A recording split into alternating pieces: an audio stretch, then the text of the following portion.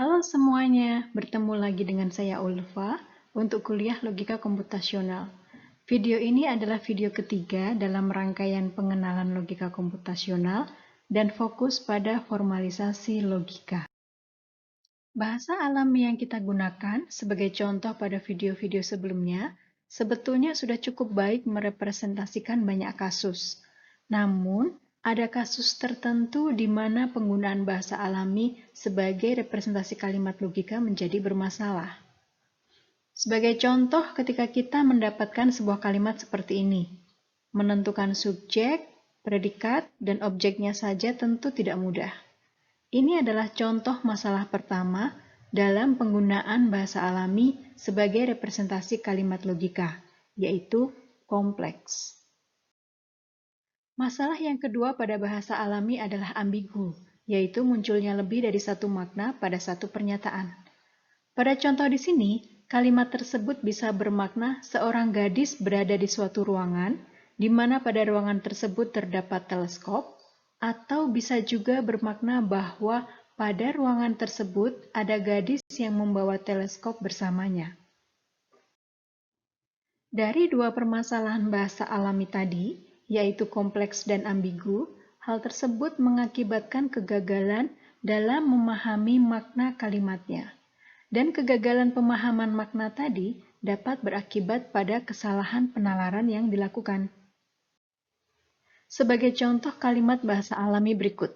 Karena adanya kesalahan dalam memaknai kalimat bahasa alami tersebut, maka hasil penalaran yang dilakukan pun menghasilkan kesimpulan yang tidak benar. Logika menghilangkan persoalan tersebut dengan menggunakan bahasa formal untuk merepresentasikan suatu informasi. Terdapat tiga hal yang perlu didefinisikan dalam bahasa formal, yaitu sintaks, semantik, dan proof system atau sistem pembuktian.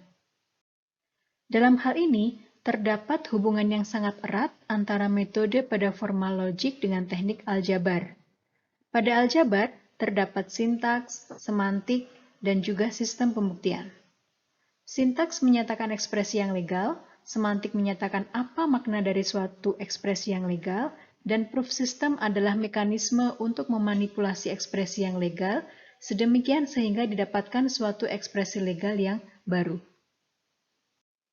Sebagai contoh, terdapat persoalan sebagai berikut. Sintaks untuk menyatakan umur Xavier bisa kita gunakan X. Dan untuk merepresentasikan kalimat yang pertama, bisa kita gunakan sintaks X dikurangi 3Y sama dengan 0. Yang semantiknya adalah umur Xavier 3 kali umur Yolanda. Untuk kalimat kedua, kita bisa menggunakan sintaks X ditambah Y sama dengan 12. Dari dua kalimat informasi tersebut, kita lakukan proof system pada aljabar untuk mendapatkan usia Xavier dan Yolanda.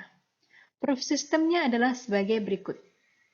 Di sini kita bisa lihat bahwa proof system diterapkan pada kalimat aljabar yang sudah kita dapatkan sebelumnya.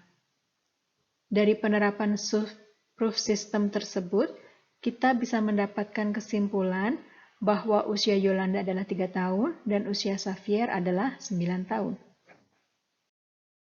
Sama seperti aljabar, logika juga memiliki aturan sintaks, semantik, dan proof system.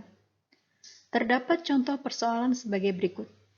Untuk merepresentasikan dalam sintaks logika, perlu kita tentukan dulu bentuk kalimat sederhananya. Bagaimana proses penentuannya akan kita bahas nanti lebih detail dalam kuliah proposisional logik. Setelah merepresentasikan kalimat bahasa alami ke dalam sintaks logika, langkah berikutnya adalah pembuktian. Dan dalam kasus ini, kita pilih kaidah inferensi modus ponen dengan cara kerja sebagai berikut. Misal kita memiliki dua premis. Premis pertama, jika V, maka psi.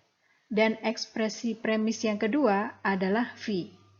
Maka kita bisa berkesimpulan atau menurunkan kalimat baru, yaitu psi. Lebih lengkap apa saja kaidah inferensi yang bisa kita gunakan akan dibahas pada materi pembuktian logika proposisi. Nah, dengan memanfaatkan modus ponen pada premis 1 dan 3, kita bisa mendapatkan kalimat baru, kalimat keempat, yaitu Q. Lalu penerapan modus ponen pada premis kedua dan kalimat keempat, kita bisa mendapatkan kesimpulan R.